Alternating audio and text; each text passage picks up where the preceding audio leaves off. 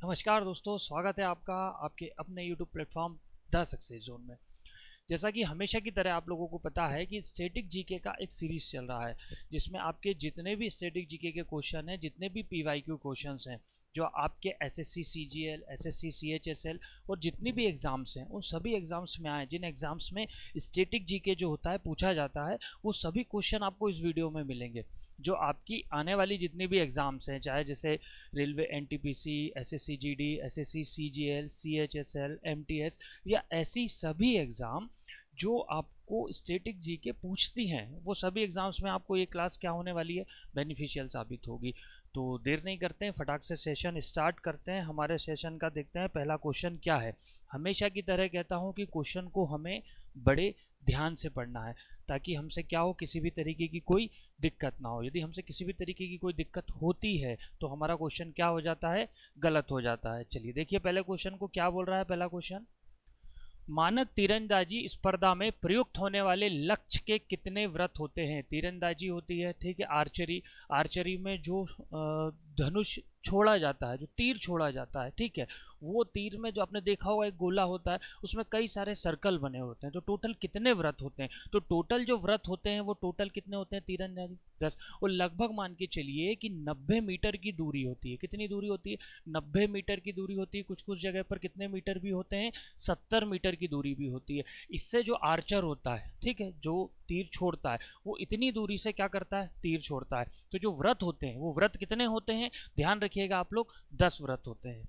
चलिए अगला क्वेश्चन देखते हैं क्या बोल रहा है, ध्यान से पढ़ना है क्वेश्चन को।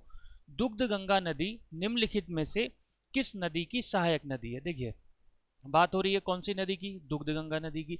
तो ये किस नदी की सहायक नदी है, तो ये जो है आपकी कृष्णा की सहायक नदी है। किस नदी की सहायक नदी है, कृष्णा की। ध्यान रखिएगा, दुग्ध गंगा नदी कृष्णा की क्या होगी, आपकी सहायक नदी होगी। चलिए अगला क्वेश्चन देखते हैं क्या बोल रहा। संयुक्त राष्ट्र संघ में हिंदी में भाषण देने वाले पहले व्यक्ति कौन रहे। संयुक्त राष्ट्र संघ यूएन में जो हिंदी में भाषण देने वाले पहले व्यक्ति कौन थे। तो देखिए बात करता हूं मैं 1977 की। 1977 में देश में सरकार जो थी और प्रधानमंत्री जो थे वो मुरारजी देसाई थे। कौन थे, मुरारजी देसाई। अब मुरारजी देसाई प्रधानमंत्री थे, तो इनके जो वित्त मंत्री थे, उनके वित्त मंत्री का नाम था अटल बिहारी वाजपेयी जी, जो हमारे पूर्व क्या रहे, प्रधानमंत्री भी रहे। तो अटल बिहारी वाजपेयी जो थे, सॉरी, इनके विदेश मंत्री थे। कौन थे, विदेश मंत्री, ठीक है, उस समय के 1977 में। तो ये जब यूएन गए, और उस समय यूएन का 32वां सत्र चल रहा था। कौन सा सत्र चल रहा था, 32वां सत्र। और इस सत्र में उन्होंने हिंदी में भाषण देने का निर्णय लिया। तो क्वेश्चन के हिसाब से हिंदी में यूएन में भाषण देने वाले पहले व्यक्ति कौन हुए, अटल बिहारी वाजपेयी, जब ये क्या थे, विदेश मंत्री थे। ध्यान रखिएगा 1977 की बात है, जब ये क्या थे, विदेश मंत्री थे। ठीक, चलिए अगला क्वेश्चन देखते हैं क्या बोल रहा है फटाफट से। चलिए अगला क्वेश्चन, हाँ, भारत के राष्ट्रपति द्वारा राज्यसभा में कितने सदस्य मनोनीत किए जाते हैं। देखिए संसद के दो पार्ट होते हैं, हमने देखा।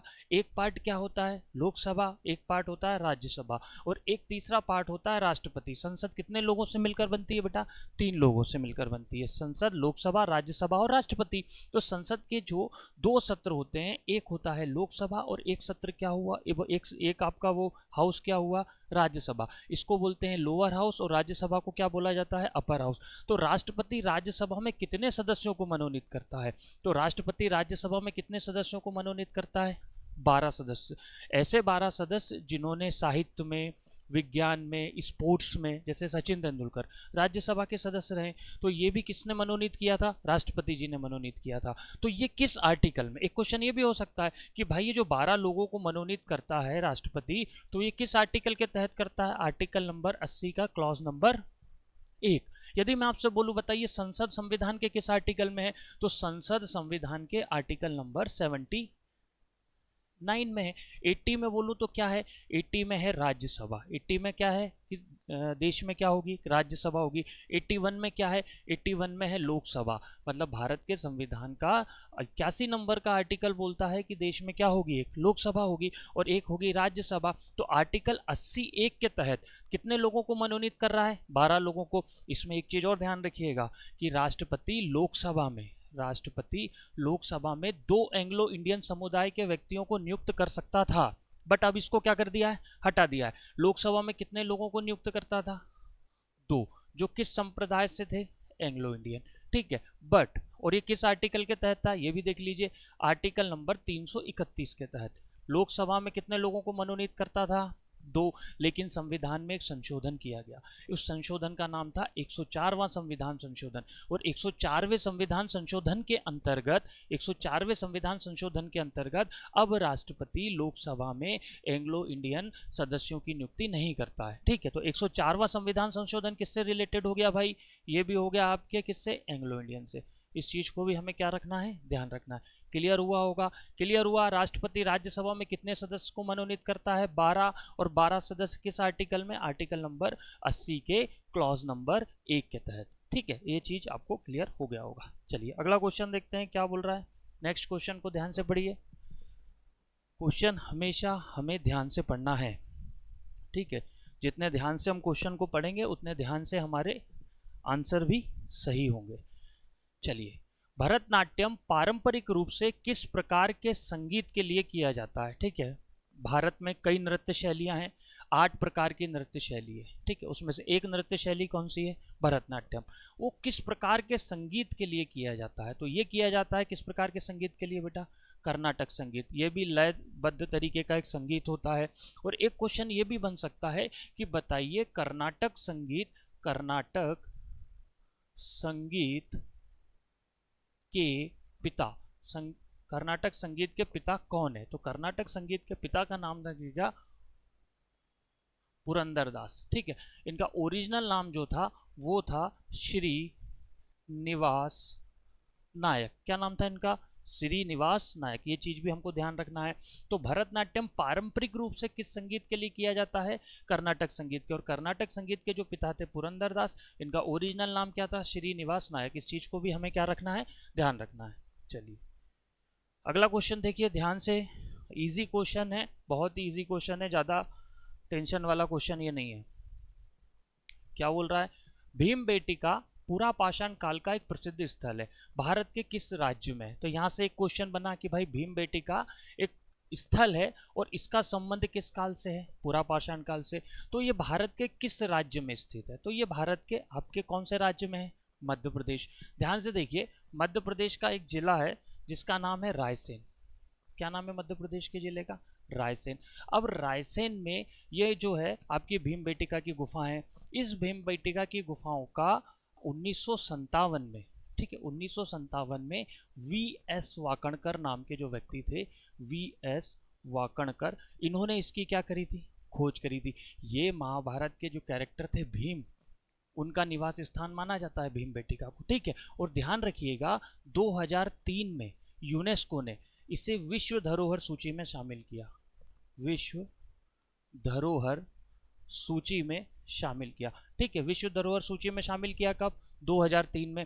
1957 में वी.एस. वाकड़कर ने क्या करी थी, इनकी खोज करी थी। ये मध्य प्रदेश के किस जिले में स्थित है, रायसेन जिले में। और इसका संबंध किससे है, पुरा पाषाण काल से। तो ये क्वेश्चन आपको क्या हुआ, क्लियर हुआ, ठीक है। ध्यान रखिएगा, ये कई बार आया है कि 2003 में विश्व धरोहर सूची में इसे क्या किया गया, इसमें लगभग 700 आश्रय हैं, या शैला, हाँ आश्रय बोल सकते हैं। कितने आश्रय हैं इसमें, लगभग 700 आश्रय हैं। चलिए अगला क्वेश्चन देखते हैं क्या बोल रहा है, ध्यान से पढ़िए क्वेश्चन को। चलिए, निम्नलिखित में से किस स्थान पर भगवान बुद्ध ने 4 आर्य सत्यों पर अपना उपदेश दिया था, गौतम बुद्ध, ठीक है। हमने देखा कि गौतम बुद्ध ने किस जगह पर इनको ज्ञान की प्राप्ति हुई थी। पहले ये देखें, गौतम बुद्ध को बिहार के कहां पर हुई थी, बोध गया में हुई थी, ठीक है। नदी कौन सी थी, निरंजना नदी। किस नदी के तट पर हुआ था भाई, निरंजना नदी के तट पर, ठीक है। ये भी हमने देखा। तो इन्होंने जो पहला उपदेश दिया था अपने 5 दोस्तों को कह सकते हैं, अपने 5 अनुयायियों को कह सकते हैं, ऐसे लोगों को इन्होंने पहली बार जो उपदेश दिया था वो उत्तर प्रदेश में बनारस के पास एक जगह है जिसका नाम क्या है, सारनाथ। और ये जो घटना है, ये घटना क्या कहलाई, धर्म चक्र परिवर्तन। क्या कहलाई भाई ये घटना, धर्म चक्र परिवर्तन, ठीक है। अब गौतम बुद्ध जो थे उन्होंने बोध गया में निरंजना नदी के तट पर पीपल के पेड़ के नीचे उनको ज्ञान की प्राप्ति हुई और उन्होंने 4 आर्य सत्य निकाले। उसमें से उन्होंने पहला उपदेश जो दिया वो सारनाथ में दिया। अब उनका पहला जो था सत्य क्या था, पहला और दूसरा सत्य जो था कि दुख के कारण और दुख का निदान संभव है, ठीक है, दुख का कारण और दुख का निदान संभव है। और तीसरे में उनका यह था कि दुख को किस तरीके से हम उसका निदान कर सकें। और चौथे में उन्होंने अष्टांगिक मार्ग बताया था। तो इसमें इंपॉर्टेंट एग्जाम की दृष्टि से जो है वो कौन सा है, चौथा, कि गौतम बुद्ध के जो 4 आर्य सत्य थे उसमें चौथे में उन्होंने किसका वर्णन किया है, अष्टांगिक मार्ग का। किसका वर्णन किया है बेटा, अष्टांगिक मार्ग का। तो ये चीज हमको क्या रखनी है, ध्यान रखनी है। और इन्होंने अपना पहला उपदेश तो जो क्या कहलाया, धर्म चक्र परिवर्तन, उत्तर प्रदेश के सारनाथ में दिया था। और कितने अनुयायियों को, 5 अनुयायियों को दिया था, या उनके 5 दोस्त बोल सकते हैं हम, या 5 शिष्यों को दिया था। चलिए अगला क्वेश्चन देखिए क्या बोल रहा है। नेक्स्ट क्वेश्चन, शब्द। देखिए शब्द से रिलेटेड, स्पोर्ट्स से रिलेटेड जो शब्दावली होती है वो बिल्कुल ध्यान से करके जाइएगा, क्योंकि उससे रिलेटेड क्वेश्चन आते हैं। जैसे कई एग्जाम में देखने को मिला था कि चाइनामैन शब्द, चाइनामैन शब्द किस खेल से संबंधित है। तो चाइनामैन शब्द जो था वो आपका क्रिकेट से रिलेटेड था, है ना। चाइनामैन बॉलर्स होते हैं जो लेफ्ट हैंड से लेग स्पिन करता है, जैसे कि कुलदीप यादव भारत के पहले ऐसे क्रिकेटर हैं जो चाइनामैन बॉलर हैं। ऐसे बुली, ठीक है, कई सारे शब्द हैं जो अलग अलग, जैसे बुली हॉकी से रिलेटेड है। कई सारे ऐसे शब्द हैं जो अलग अलग स्पोर्ट्स से रिलेटेड होते हैं। उसमें से ही एक क्वेश्चन ये आपसे बना है कि बैक स्टिक बताइए किस खेलों में प्रयोग होने वाला शब्द है। तो देखिए बैक स्टिक जो है वो आपका प्रयोग होता है किसमें, हॉकी में होता है, ठीक। अब ये है क्या, देखिए जब हॉकी का प्लेयर, उसकी स्टिक होती है, स्टिक से उस गेंद को क्या करता है, मारता है। लेकिन अगर उसने स्टिक के बैक साइड से गेंद को मार दिया, ठीक है, तो उस पर पेनाल्टी लगेगी। वो एक पेनाल्टी वाला शब्द है, उस पर पेनाल्टी चार्ज की जाएगी। मतलब स्टिक के बैक साइड से अगर उसने गेंद को मार दिया तो वो क्या होगा, बैक स्टिक होगा। तो बैक स्टिक जो शब्द है वो यूज होता है किसमें, हॉकी में होता है। इस चीज को हमें ध्यान रखना। जैसे मैं एक बार वही अभी बता दूं, चाइना मैन, ये कई बार एग्जाम में पूछा गया है। चाइना मैन जो शब्द है इसका संबंध किससे है भाई, क्रिकेट से है। और भारत के पहले चाइना मैन बॉलर जो थे, पहले चाइना मैन बॉलर का नाम क्या था, कुलदीप यादव, ठीक है। अभी भी खेल रहे हैं वो इंडियन टीम की तरफ से, ठीक है, ध्यान रखिएगा इस बात को। पहले चाइना मैन बॉलर कौन हुए, कुलदीप यादव। चाइना मैन मतलब लेफ्ट हैंड से लेग स्पिन बॉल को करना। चलिए अगला क्वेश्चन देखिए क्या बोल रहा है, तुंगभद्रा नदी का प्राचीन नाम क्या था, ठीक है। तुंगभद्रा नदी का प्राचीन नाम, सिंधु, कुभा, पंपा या विस्तृता। तो तुंगभद्रा नदी का जो प्राचीन नाम था वो नाम क्या था, पंपा। यह नदी जो है, यह नदी जो है ये कृष्णा की सहायक नदी है। किसकी, कृष्णा नदी की सहायक है। चलिए ये चीज भी हमने देख ली, किस नदी की सहायक नदी हो गई है, कृष्णा की सहायक नदी हो गई। ये जो है आपकी तुंगभद्रा नदी कर्नाटक, ठीक है, तेलंगाना और आंध्र प्रदेश में बहती है। कर्नाटक, तेलंगाना और कहाँ बहती है भाई, आंध्र प्रदेश में बहती है, ठीक है। और ये किस नदी के किनारे पर है भाई, कृष्णा नदी के। इसका प्राचीन नाम जो था वो क्या था, पंपा था। इस चीज को हमें ध्यान रखना है। चलिए अगला क्वेश्चन देखिए क्या बोल रहा है,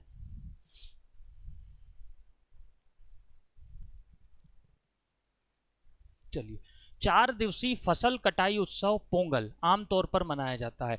पोंगल जो उत्सव है वो आमतौर पर कहाँ मनाया जाता है, देखिए इसका आंसर क्या हो सकता है, उत्तर पूर्व भारत में, उत्तर भारत में, पूर्वी भारत में या दक्षिणी भारत में, कहाँ मनाया जाता है। चलिए देखिए पोंगल जो त्यौहार है वो मेनली कहाँ मनाया जाता है भाई, दक्षिण भारत में, फसल कटाई के समय। इसका मेन जो है ये कब मनाया जाता है, फसल कटाई के समय मनाया जाता है, फसल कटाई की खुशी पर मनाया जाता है। ये जो त्यौहार है, ये जो त्यौहार है ये दक्षिण भारत में मूल रूप से मनाया जाता है कहाँ भाई, तमिलनाडु में। और ये क्या है, 4 दिवसीय है। कितने दिवसीय है, 4 दिवसीय। अलग अलग दिवसीय के अलग अलग नाम है। जैसे कि मैं पहले दिवसीय का बोलूँ तो पहले दिवसीय का जो ये पोंगल होता है वो होता है कौन सा, भोंगी पोंगल। क्या होता है भाई, भोंगी पोंगल। दूसरे दिन की बात करूं तो दूसरे दिन का जो ये पोंगल होता है वो होता है कौन सा, सूर्य पोंगल, ठीक है। फिर होता है आपका महू पोंगल और आपका लास्ट होता है कन्नम पोंगल।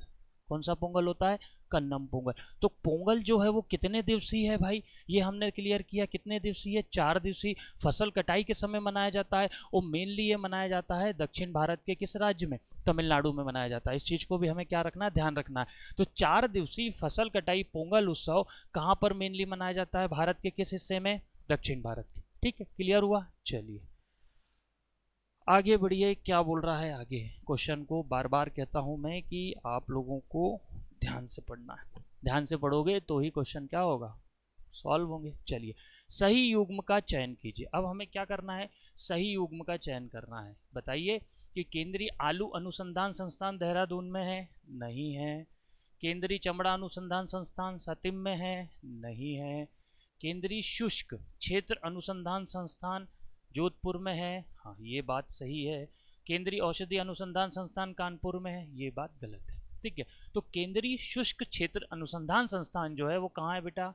जोधपुर में। लेकिन ये जो गलत है ये कहाँ है? केंद्रीय आलू अनुसंधान संस्थान। ऐसा भी क्वेश्चन आ सकता है, जरूरी थोड़ी कि यही पूछेगा वो कि इस युग्म को बताइए। वो पूछ लेगा कि केंद्रीय आलू अनुसंधान संस्थान बताइए कहाँ पर है, तो ये कहाँ पर है? शिमला में। ठीक है, केंद्रीय चमड़ा अनुसंधान संस्थान, तो केंद्रीय चमड़ा अनुसंधान संस्थान जो है वो कहाँ आएगा भाई? वो आएगा आपका तमिलनाडु में। ये तो हमने देख लिया जोधपुर में है। केंद्रीय औषधि अनुसंधान संस्थान ये आएगा आपका लखनऊ में। केंद्रीय औषधि अनुसंधान संस्थान कहाँ जाएगा? लखनऊ। क्लियर हुआ? आलू कहाँ है? शिमला में। चमड़ा कहाँ हो रहा है भाई? तमिलनाडु में। शुष्क क्षेत्र है जोधपुर में। और औषधि कहाँ मिल रही है हमें? औषधि हमें मिल रही है कहाँ पर? लखनऊ में। ठीक है, इन चीज को भी हमें ध्यान रखना। इससे हमारे कितने क्वेश्चन बन गए? इससे हमारे लगभग 5 से 6 क्वेश्चन बन गए। 5 से 6 क्वेश्चन को हमने इसमें क्या कर लिया है? कवर कर लिया है। चले आगे देखें क्या बोल रहा है अगला क्वेश्चन। ध्यान से पढ़ें। Harry Potter and the prisoner of Azkaban के लेखक कौन है? ये जो बुक है, ये बुक जो है इसके लेखक की बात हो रही है, तो इसके लेखक जो हैं वो हैं जेके राउलिंग। ठीक है, कौन है इनके लेखक? जेके राउलिंग। जेके राउलिंग ने ये बुक लिखी है और इस बुक का नाम क्या है? Harry Potter and the prisoner of Azkaban. और इस पर मूवी भी बनी है, हॉलीवुड की मूवी भी बनी है हैरी पॉटर। ठीक है, ध्यान रखिएगा इस बात। चलिए अगला क्वेश्चन देखिए, ध्यान से पढ़िए क्वेश्चन को। भारत का संविधान से रिलेटेड क्वेश्चन है ये, और संविधान से रिलेटेड क्वेश्चन है तो बिल्कुल बनना चाहिए, क्योंकि हम ऑफलाइन क्लास में संविधान भी बहुत अच्छे से पढ़ते हैं। चलिए, भारतीय संविधान का इनमें से कौन सा अनुच्छेद राष्ट्रपति के कार्यकाल से संबंधित है? देखिए, सबसे पहले भारत का राष्ट्रपति। भारत का जो राष्ट्रपति है वो हमारे, देखिए, संविधान में संघ की कार्यपालिका और राज्य की कार्यपालिका, दो तरीके से इसका क्या है? वर्णन है। तो संघ की कार्यपालिका का जो प्रधान होता है वो कौन होता है? राष्ट्रपति। और संघ की कार्यपालिका की बात करूं तो संघ की कार्यपालिका आर्टिकल नंबर 52 से शुरू होती है और खत्म कहां होती है बेटा? आर्टिकल नंबर 78 पे। आर्टिकल नंबर 52 में कहा गया है कि देश में क्या होगा? एक राष्ट्रपति होगा। 53 में कुछ बात है, 54 में कुछ बात है, ऐसी अलग अलग सब में बात है। तो आर्टिकल 52 से 78 में किसका वर्णन है भाई? संघ की कार्यपालिका का। लेकिन वो ये पूछ रहा है कि किस आर्टिकल में राष्ट्रपति के कार्यकाल को परिभाषित किया है। तो राष्ट्रपति के कार्यकाल को परिभाषित किया है किसमें? आर्टिकल नंबर 56 में। किसमें परिभाषित किया है? आर्टिकल नंबर 56 में। देखें, जैसे 52 में क्या देखा? 52 में है कि देश में क्या होगा? एक राष्ट्रपति होगा। 54 में क्या है? देखिए, 54 में राष्ट्रपति के चुनाव के बारे में बताया गया है। किसके बारे में बताया गया है? चुनाव के बारे में। ठीक है, 55 में क्या है? चुनाव प्रक्रिया के बारे में, कि भाई कैसे इसकी चुनाव प्रक्रिया होगी, क्या माध्यम से होगी। ठीक है, और 53 में क्या है? राष्ट्रपति की शक्तियां, राष्ट्रपति की शक्तियों का वर्णन 53 में। और 56 में क्या है? कार्यकाल। राष्ट्रपति का कार्यकाल कितना होता है? राष्ट्रपति का कार्यकाल होता है 5 वर्ष। लेकिन समय से पहले हमने देखा है कि महाभियोग लगाकर राष्ट्रपति को समय से पहले क्या किया जा सकता है? हटाया जा सकता है। तो चुनाव के बारे में, चुनाव प्रक्रिया, शक्तियां, कार्यकाल। ठीक है, तो आर्टिकल 52 से 78 में किसका वर्णन है? संघ की कार्यपालिका। देखिए, हमारे यहाँ चुनाव के है ना 2 सिस्टम होते हैं। चुनाव के 2 सिस्टम होते हैं। एक होता है first post system, first past post system बोलते हैं इसको। ठीक है, और दूसरा होता है एकल संक्रमणीय मत प्रणाली। ठीक है, तो जो राष्ट्रपति उपराष्ट्रपति के चुनाव होते हैं वो किससे होते हैं बेटा? एकल संक्रमणी मत प्रणाली पर होते हैं। किस पर होते हैं? एकल संक्रमणी मत प्रणाली। लेकिन जो लोकसभा विधानसभा के इलेक्शंस होते हैं, तो लोकसभा विधानसभा के इलेक्शंस जो होते हैं वो किस पर होते हैं भाई? फर्स्ट पास्ट पोस्ट सिस्टम पर होते हैं। किस पर होते हैं? फर्स्ट पास्ट पोस्ट सिस्टम पर होते हैं। और राष्ट्रपति के क्या होता है? एकल संक्रमणी। तो जो राष्ट्रपति का जो चुनाव होता है वो किस पद्धति से होता है? एकल संक्रमणी प्रणाली से। और 56 में क्या है? उसके कार्यकाल का वर्णन है। ठीक है, क्लियर है मेरे हिसाब से आप लोगों को? भारतीय संविधान का कौन सा अनुच्छेद राष्ट्रपति के कार्यकाल से संबंधित है? तो राइट आंसर आएगा आर्टिकल नंबर 56। चलिए अगला क्वेश्चन देखिए क्या बोल रहा है। निम्नलिखित में से कौन सा त्योहार विष्णु के 52 अवतार से जुड़ा हुआ? ऐसा कौन सा त्योहार है जो भगवान विष्णु ने कितने अवतार लिए हैं? 10 अवतार लिए हैं। कितने अवतार लिए हैं भगवान विष्णु ने? 10 अवतार। तो 10 अवतार में से जो 5वां अवतार है वो उनका कौन सा अवतार है? 52 अवतार है। कौन सा अवतार है? 5वां अवतार, 52 अवतार। तो इसमें से कौन सा त्योहार विष्णु के 52 अवतार से रिलेटेड है? कुंभ, बिहू, ओणम या जन्माष्टमी? तो देखिए ध्यान से कौन सा है इसका? ओणम। ओणम जो है वो मुख्य रूप से कहाँ मनाया जाता है भाई? आपका केरल साइड मनाया जाता है। ठीक है, और ये भगवान विष्णु के 52 अवतार का। इसमें भगवान विष्णु के 52 अवतार से रिलेटेड इस फेस्टिवल को उनका वर्णन किया जाता है। तो निम्नलिखित में से कौन सा त्योहार विष्णु के 52 अवतार से रिलेटेड आएगा? आपका ओणम। ठीक है, और 52 जो है भगवान विष्णु के 10 अवतार में से कौन सा अवतार थे? 5वें अवतार थे। चलिए अगला क्वेश्चन देखिए क्या बोल रहा है, ध्यान से पढ़िए क्वेश्चन को। संविधान संशोधन अधिनियम 2002 सभी बच्चों को मुफ्त और अनिवार्य शिक्षा प्रदान करता है। तो ये संविधान में कौन सा संशोधन किया गया? तो देखिए इसके लिए इसका जो आंसर आएगा वो आएगा 86वां संविधान संशोधन। संविधान में कई तरीके के संशोधन हुए, उसमें से ये जो संशोधन है 86वां संविधान संशोधन। 86वां संविधान संशोधन। अब 86वां संविधान संशोधन में क्या किया गया बेटा? 86वें संविधान संशोधन में 6 साल से 14 साल तक के 6 से 14 साल तक के जो बच्चे हैं उनको शिक्षा का अधिकार दिया गया। शिक्षा का अधिकार दिया गया। शिक्षा का अधिकार दिया गया। और शिक्षा का अधिकार इन्हें दिया, इसके लिए संविधान में एक आर्टिकल जोड़ा गया। उस आर्टिकल का नाम था आर्टिकल नंबर 21 का क्लॉज नंबर ए। आर्टिकल 21 का क्लॉज नंबर क्या जोड़ा गया? ए जोड़ा गया। तो 86वां संविधान संशोधन किससे रिलेटेड है? 6 से 14 साल के बच्चों को शिक्षा का अधिकार देना। इसके लिए संविधान में एक आर्टिकल जोड़ा गया। ये क्या है? Article number 21। इसमें एक मौलिक कर्तव्य भी जोड़ा गया। 2002 में मौलिक कर्तव्य भी जोड़ा गया। और मौलिक कर्तव्य में हर माता पिता का कर्तव्य है कि 6 से 14 साल के बच्चों को प्राथमिक शिक्षा देना। ये हमारा बहुत ही इंपॉर्टेंट मौलिक कर्तव्य है। और ये कौन से नंबर का मौलिक कर्तव्य है? 11वें नंबर का। इसमें हर पेरेंट्स का ये मौलिक कर्तव्य है कि अपने बच्चों को प्राथमिक शिक्षा, मतलब कम से कम इतना तो वो कर दो कि वो एटलीस्ट अपना नाम लिख सकें, पढ़ सकें, ये सब चीज़ें कर सकें। तो आर्टिकल नंबर 21A जो है वो 0 से 14 साल के बच्चों को शिक्षा का अधिकार देता है। और इसके लिए संविधान में संशोधन किया गया। वो संशोधन कौन से नंबर का था? 86वां संविधान संशोधन। चलिए आगे देखिए नेक्स्ट क्वेश्चन क्या बोल रहा है, ध्यान से पढ़िए क्वेश्चन को। चलिए, आपातकाल के समय किस अनुच्छेद को निलंबित नहीं किया जा सकता? जब इमरजेंसी लगती है, इमरजेंसी 3 तरीके की लगती है हमने देखा। ठीक है, आपातकाल जो होता है वो कितने तरीके का होता है? 3 तरीके का। ये देखिए, एक आपातकाल होता है आर्टिकल नंबर 352 के तहत, एक आपातकाल होता है आर्टिकल नंबर 356 के तहत, और एक आपातकाल होता है आर्टिकल नंबर 360 के तहत। तो 352 क्या होता है? जब बाहरी युद्ध हो जाए या उस समय देश में जब राष्ट्रपति को लगता है तो आपातकाल लगाता है। 356 क्या होता है? 356 बोलता है राष्ट्रपति शासन के बारे में। और 360 किसके बारे में बात करता है? 360 बात करता है किसके बारे में बेटा?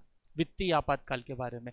तो आपातकाल के समय कौन सा अनुच्छेद निलंबित नहीं होता? देखो, जब आर्टिकल 352 के तहत आपातकाल लगता है तो आपके जो मौलिक अधिकार है, जो आपके 6 मौलिक अधिकार हैं, वो क्या हो जाते हैं बेटा? खत्म हो जाते हैं। और इसके हिसाब से जो आर्टिकल 352 के तहत जब लगा था आपातकाल 1975 में, तो 1975 में आपके मौलिक अधिकार जो थे वो क्या हो गए थे? खत्म हो गए थे। मौलिक अधिकार आपके पूरे खत्म हो गए थे। तो एक व्यक्ति सुप्रीम कोर्ट चले गए, उन्होंने कहा कि जब 352 के तहत मौलिक अधिकार खत्म हो रहे हैं, लेकिन कुछ मौलिक अधिकार ऐसे हैं जिनको हम खत्म नहीं कर सकते, तो वो कौन कौन से हैं? जो आर्टिकल 20 और आर्टिकल 21 में दिए गए हैं। आर्टिकल 20 और आर्टिकल 21 आपके यथावत बने रहेंगे, और ये सभी आर्टिकल किससे रिलेटेड हैं? मौलिक अधिकार से। ध्यान से देखिए सबसे पहले देखिए मौलिक अधिकार। तो मौलिक अधिकार जो हैं वो हमारे संविधान में किस आर्टिकल से शुरू हो रहे हैं और किस आर्टिकल पे खत्म हो रहे हैं? तो मौलिक अधिकार जो हैं वो शुरू हो रहे हैं आर्टिकल नंबर 12 से, और खत्म कहाँ होते हैं? आर्टिकल नंबर 35 पर। आर्टिकल 12 से शुरू हो रहे हैं और खत्म कहाँ हो रहे हैं? आर्टिकल नंबर 35 पर। तो ये 12 से 35 तक ही ये हमारे मौलिक अधिकार है। 20 भी हमारा मौलिक अधिकार है और 21 भी हमारा मौलिक अधिकार है। तो जब आपातकाल लगेगा 352 के तहत, उस समय हमारे मौलिक अधिकार एंड हो जाएंगे, लेकिन आर्टिकल नंबर 20 और आर्टिकल नंबर 21 जो है वो हमारा जो है व्यवस्थित बना रहेगा। अब इसमें ऐसी क्या बात है भाई जो ये बने रहेंगे? इसको देखते हैं। देखिए आर्टिकल नंबर 20, आर्टिकल नंबर 20 हमें जो है वो अपराधों के खिलाफ दोष सिद्धि के बारे में बोलता है। किसके बाद भाई? अपराधों के खिलाफ। ठीक, अपराधों के खिलाफ। इसका मतलब ये है कि उस व्यक्ति को हमें, इसको ऐसे समझिए, देखिए हमें बिना अपराध किए कोई सजा नहीं मिल सकती, ठीक है। और यदि हमने कोई ऐसा काम किया है जो उस समय अपराध नहीं है, बाद में अपराध बना, तो भी हमें सजा नहीं मिल सकती। मान लो आज आप ऐसा कोई काम करते हो जिसकी संविधान में अभी कोई सजा नहीं है, ठीक है, लेकिन बाद में वो कानून बन जाता है, तो उसको बाद में सजा दे दें कि यार उस समय तो तूने क्राइम किया था जब तो सजा नहीं थी, लेकिन हम बाद में दे दें, तो ऐसा भी संभव नहीं है। तो अपराधों के खिलाफ दोष सिद्धि से रिलेटेड हमारा आर्टिकल नंबर 20 है। इसमें ध्यान रखिएगा, आर्टिकल नंबर 20 का क्लॉज नंबर 1, इसमें यह कहा गया है कि जब तक व्यक्ति ने अपराध नहीं किया है, जब तक उसको हम क्या नहीं कर सकते? सजा नहीं दे सकते। जैसे आपने सुना होगा कि किसी भी व्यक्ति को यदि अरेस्ट किया जाता है, ठीक है, तो हमारे पास ये अधिकार है कि हम उससे पूछ सकते हैं कि भाई आपने हमें किस लिए अरेस्ट किया, आप कुछ वजह बताइए, या आपने हमें आरोपी क्यों बनाया, ठीक है। और यदि किसी व्यक्ति को अरेस्ट किया जाता है, ठीक, तो 24 घंटे के बाद, या सॉरी 24 घंटे के अंदर उसे मजिस्ट्रेट के सामने पेश करना जरूरी है, और मजिस्ट्रेट कम से कम अधिकतम 14 दिन और कुछ स्पेशल केस में 21 दिन की ही जुडिशियल कस्टडी दे सकता है, ठीक है। ये भी सुना होगा भाई सूर्यास्त के बाद महिलाओं को अरेस्ट नहीं कर सकते, कुछ स्पेशल केसेस में परमिशन लेनी पड़ती। तो ये सब अधिकार हमारे किसके हैं? आर्टिकल नंबर 20 के। और ये जब आपातकाल लगेगा जब ये आर्टिकल हमारे खत्म नहीं होंगे। तो अपराधों के खिलाफ किसकी बात हो रही है? दोष सिद्धि की। इसमें कई सारी चीजें हैं, ठीक है। अब बात करते हैं अगले आर्टिकल की, जैसे आर्टिकल नंबर 21। इसमें बहुत सारी चीजें, इसमें बहुत सारा विस्तार किया गया, और ये एग्जाम के दृष्टिकोण से आर्टिकल नंबर 21 जो है वो बहुत महत्वपूर्ण है। ये हमें देता है प्राण एवं दैहिक स्वतंत्रता का अधिकार। किसका देता है भाई? प्राण एवं दैहिक स्वतंत्रता। अब इस बात को हम समझने की कोशिश करें कि ये, इसको हम ऐसा बोल सकते हैं कि इज्जत के साथ जीना और इज्जत के साथ मरने का अधिकार हमको इसमें मिला हुआ है, ठीक है। गरिमापूर्ण जीवन जीने का, गरिमापूर्ण मरने का अधिकार हमको यहाँ पर मिला है, अच्छे से जीवन जीने का अधिकार हमको मिला है। अब आर्टिकल 21 में और भी बहुत सारी चीजें, जैसे मैं यदि बोलूं कि आर्टिकल 21 में आपका क्या है? निजता का अधिकार है, आपकी प्राइवेसी का अधिकार है, ठीक है। निजता का अधिकार आर्टिकल 21 में मिला है। मैं आपसे कहूं कि बताइए आर्टिकल नंबर 21 में आपको निशुल्क विधिक सहायता पाने का अधिकार है। निशुल्क विधिक सहायता, इसका मतलब क्या है?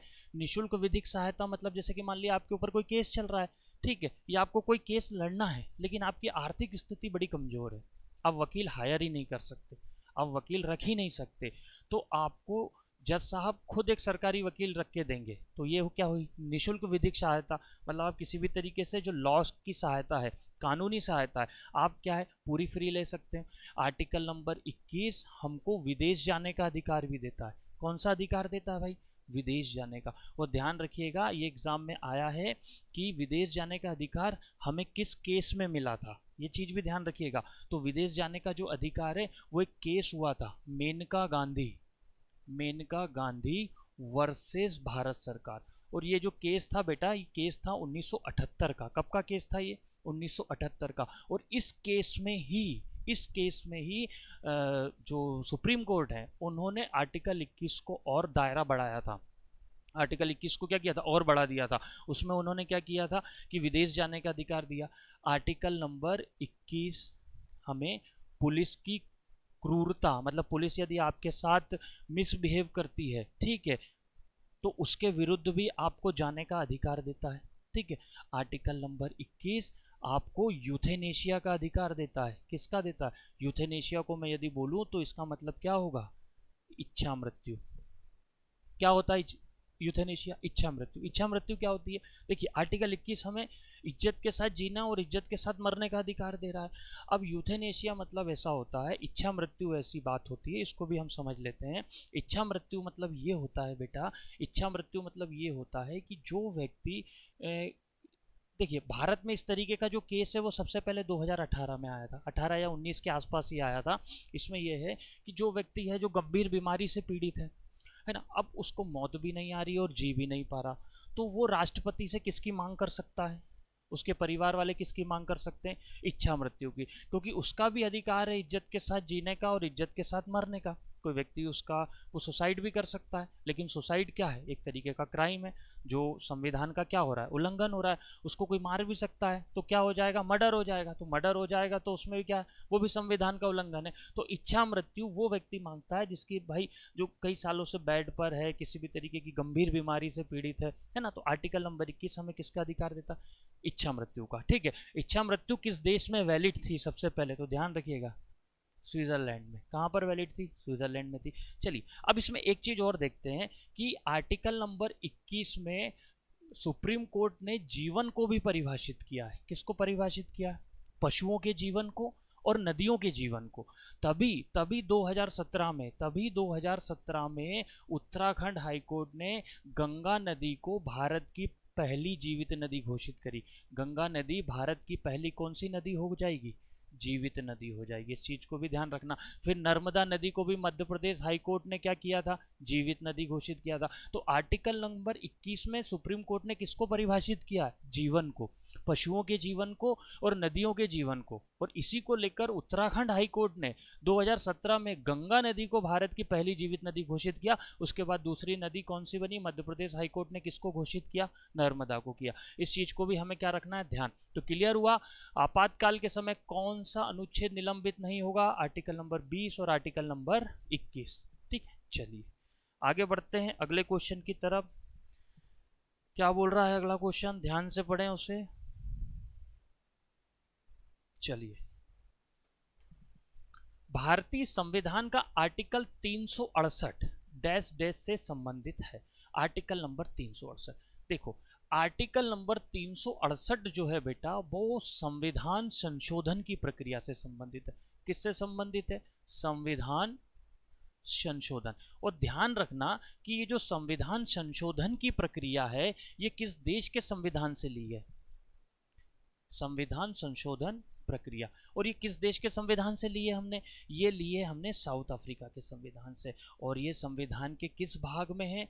भाग 20 में। किस में है भाई? संविधान संशोधन की प्रक्रिया भाग 20 में। संविधान संशोधन की प्रक्रिया हमने किस देश के संविधान से लिए? साउथ अफ्रीका के संविधान से। तो आर्टिकल नंबर 368 जो है वो संविधान संशोधन की प्रक्रिया से संबंधित है। और अभी तक संविधान में लगभग 106 के आसपास क्या हो चुके हैं? संशोधन हो चुके हैं। समय समय पर हम संशोधन कर सकते हैं, लेकिन संविधान के मूल ढांचे में कभी भी संशोधन नहीं हो सकता। संविधान के मूल ढांचे के अलावा हम दूसरी जगह हर जगह संविधान में क्या कर सकते हैं? संशोधन कर सकते हैं। ठीक है, इस चीज को भी हमें ध्यान रखना। अच्छा, संविधान संशोधन करने की प्रक्रिया में भी संशोधन किया जाएगा भाई? कोई ना कोई मेथड तो होती है।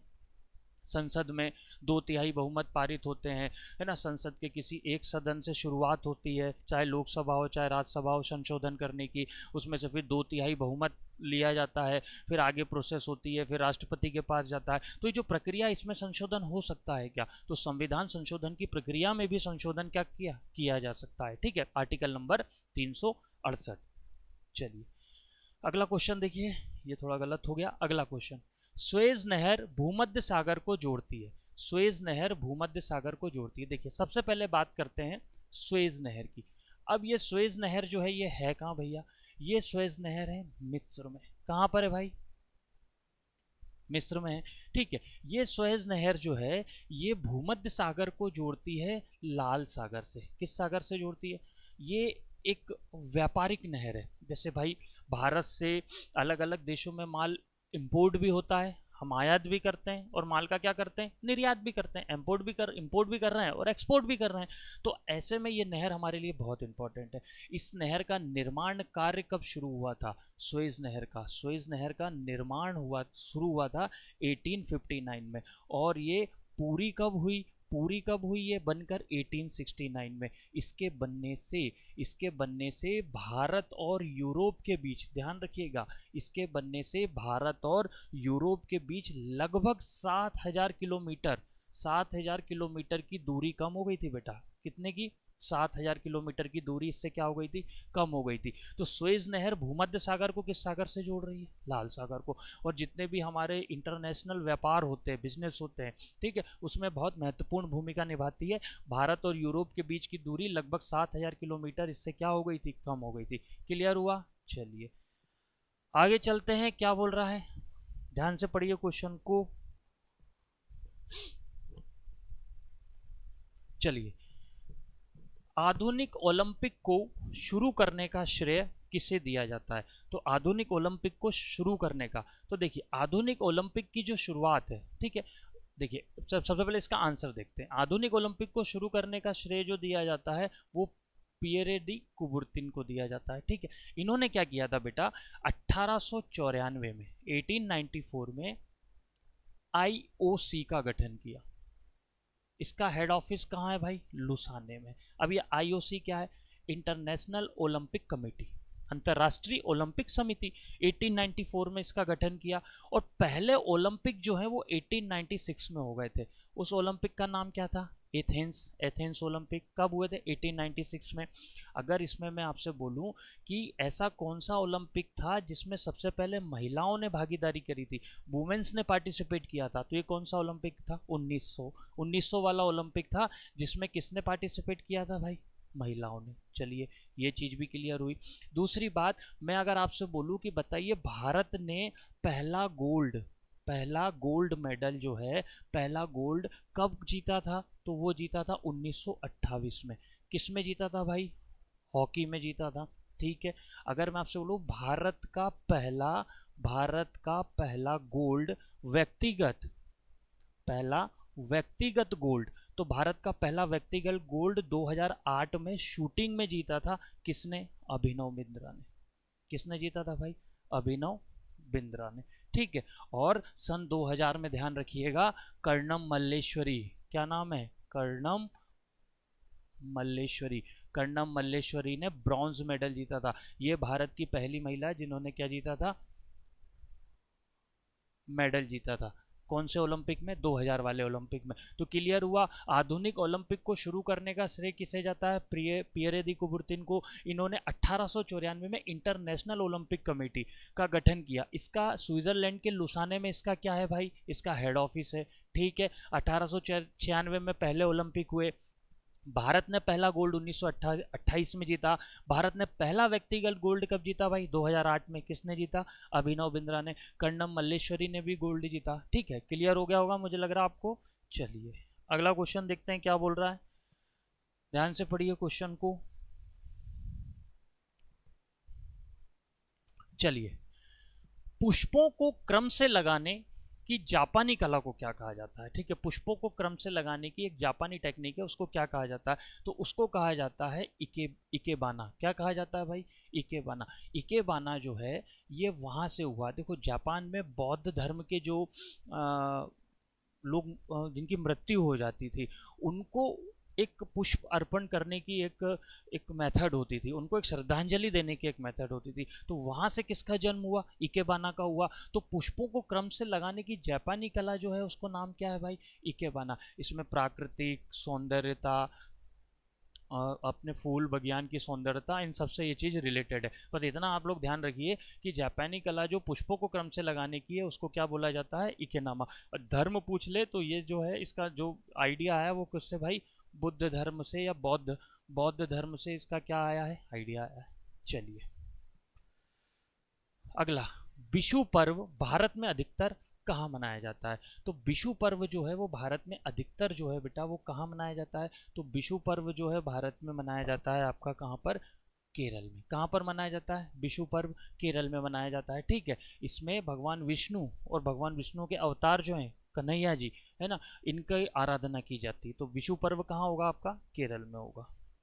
चलिए अगला क्वेश्चन, 2011 की जनगणना के अनुसार जनसंख्या का घनत्व देश देश देश व्यक्ति प्रति वर्ग किलोमीटर है। 2011 की जनगणना में मतलब एक स्क्वायर किलोमीटर में कितने लोग रहते हैं? एवरेज एक स्क्वायर किलोमीटर में कितने लोग रहते हैं? तो एक स्क्वायर किलोमीटर में भारत में कितने लोग रहते हैं भाई? 382 लोग। दो अच्छा एक क्वेश्चन देखें, जैसे एक जनगणना कब हुई थी भाई आपकी? 2001 में। एक हुई कब आपकी? 2011 में। अगर बात की जाए कि 2011 का जो है वो जनसंख्या घनत्व कितना है? 382 व्यक्ति प्रति वर्ग किलोमीटर।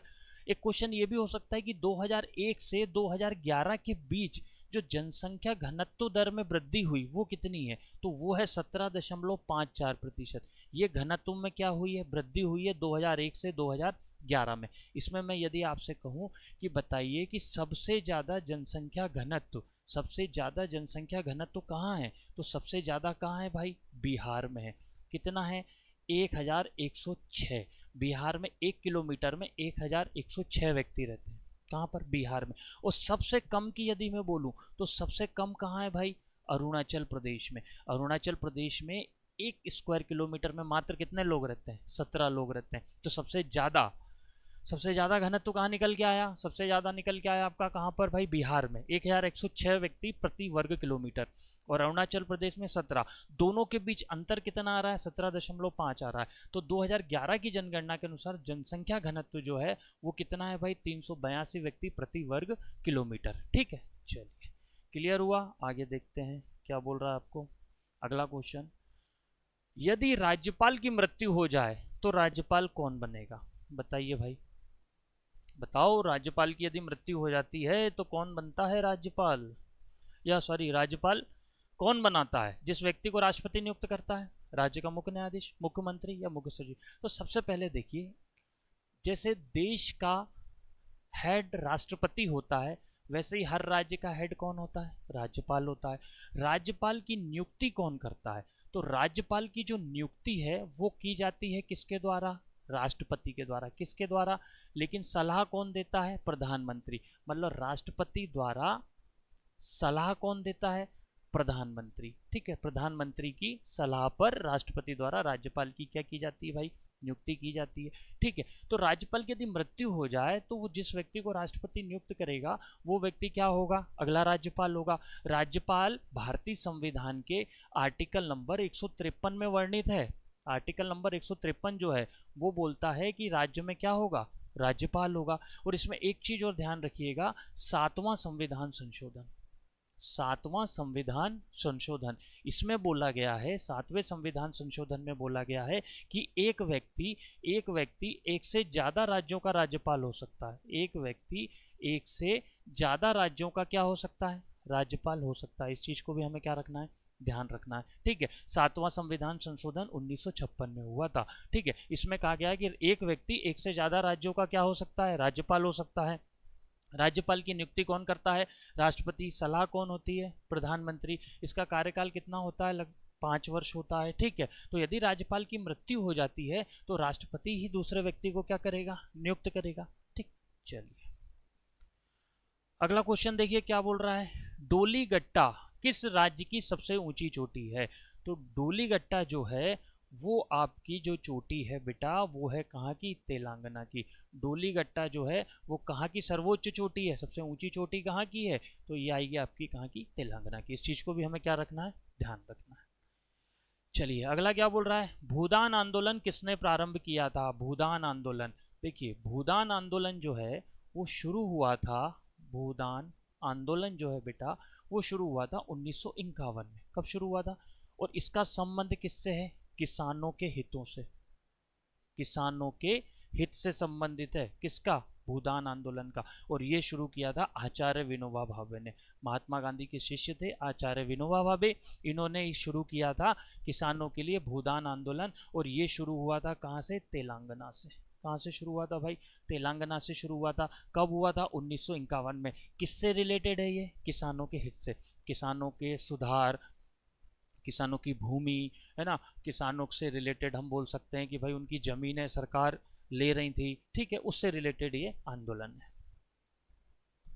अगला क्वेश्चन देखिए, अंग्रेजों ने भारत में अंग्रेजी को शिक्षा का माध्यम कब बनाया? देखिए, अंग्रेज जो थे भारत में, वो ये चाहते थे कि ज़्यादा से ज़्यादा लोग भारत के पढ़े, अंग्रेजी शिक्षा के माध्यम से पढ़े, और वो भारतीय संस्कृति को भूलकर पाश्चात्य संस्कृति की ओर क्या हो, अग्रसर हो, पाश्चात्य संस्कृति उनको ज़्यादा उन पर हावी हो, जो आज हम लोगों पर हावी हो चुकी है। तो अंग्रेजों ने भारत में अंग्रेजी शिक्षा का माध्यम कब बनाया? तो देखिए, बात है 1835 की।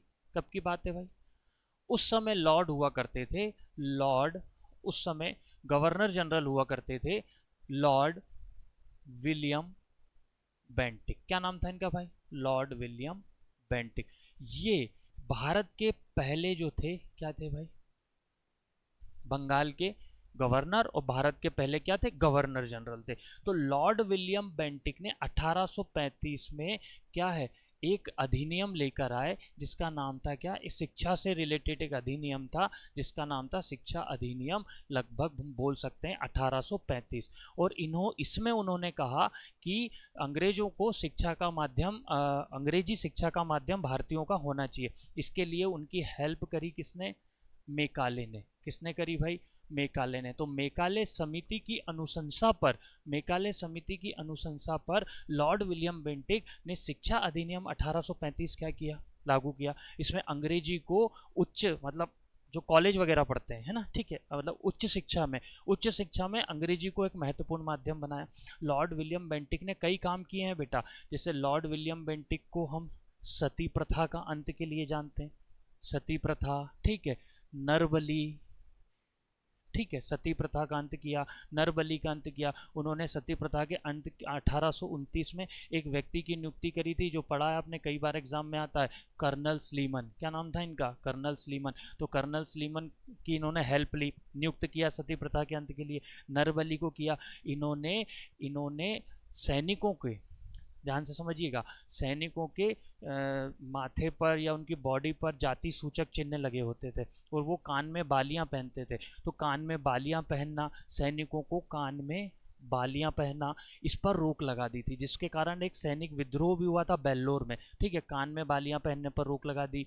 इन्होंने जो उनके शरीर पर जाति सूचक जो भी चिन्ह होते थे, जिससे ये डिसाइड होता था कि भाई उनकी कौन सी जाति है ना, तो जाति सूचक शब्द हटाने के लिए बोल दिया। तो इसके कारण बेल्लोर में भी एक विद्रोह हुआ। पूछ सकता है आपसे कि किस गवर्नर जनरल ने सैनिकों को कान में बाली पहनना और माथे पर या कहीं भी शरीर में जाति सूचक चिन्ह लगाने पर प्रतिबंध लगाया? इन्होंने नरबली, शिशु हत्या, ठीक है, ये भी क्वेश्चन होता है कि भाई शिशु हत्या पर प्रतिबंध लगाने वाला व्यक्ति कौन था? Lord William Bentinck. और इन्होंने ही शिक्षा अधिनियम 1835 लाए थे, जिसमें उच्च शिक्षा में, जिसमें बेटा किसमें? उच्च शिक्षा में क्या किया था? क्लियर हुआ? उच्च शिक्षा में अंग्रेजी को विशेष माध्यम बनाने की इन्होंने बात कही थी। चलिए अगला क्वेश्चन, प्राचीन पौराणिक एवं विश्व प्रसिद्ध हरिहर क्षेत्र मेला सोनपुर मेला कहाँ लगता है? तो सोनपुर मेला जो लगता है वो आपका कहाँ लगता है भाई? बिहार में लगता है। इस चीज़ को ध्यान रखना, ये क्वेश्चन हम प्रीवियस वीडियो में भी 2-3 बार पढ़ चुके हैं, फिर से रिपीट हो गया, इसलिए इसको शॉर्ट में यहीं के यहीं हम निपटा देते हैं। चलिए, रानीखेत हिल स्टेशन कहाँ है? बहुत बढ़िया हिल स्टेशन है जिसका नाम है रानीखेत, और ये आपको मिलेगा कहाँ पर? उत्तराखंड में। कभी मौका लगे तो घूमने जाइएगा, बहुत बढ़िया हिल स्टेशन है। और कहाँ मिलेगा आपको? उत्तराखंड में मिलेगा। कौन सी नदी हिमालय की सबसे पूर्वी सीमा को निर्धारित करती है, हिमालय की सबसे पूर्वी सीमा को चिन्हित करती है? तो कौन सी नदी है भाई? इसका आंसर भी ब्रह्मपुत्र। ब्रह्मपुत्र नदी जो है वो हिमालय की सबसे पूर्वी सीमा को क्या कर रही है बेटा? चिन्हित कर रही है। इस चीज़ को भी हमें क्या रखना है? ध्यान रखना है, ठीक है। तो ये हमारी आज की क्लास थी, इसमें लगभग हमने 30 क्वेश्चन ऐसे पढ़े हैं जो PYQ हैं, जो आपके आने वाली एग्जाम में क्या है? एक्सपेक्टेड हो सकते हैं, ठीक है। उस 30 क्वेश्चन से हमने लगभग 150 क्वेश्चंस को क्या किया है? कवर अप करने की कोशिश की है। तो इसी के साथ चैनल के साथ आप हमेशा बने रहिए। चैनल को लाइक कीजिए, शेयर कीजिए और सब्सक्राइब कीजिए। डेली वीडियो आपको स्टैटिक जीके का अवेलेबल होगा। आपकी जितनी भी एग्जाम है जिसमें स्टैटिक जीके महत्वपूर्ण भूमिका निभाता है, आपको किसी भी तरीके की कोई दिक्कत नहीं जाएगी। Thank you so much.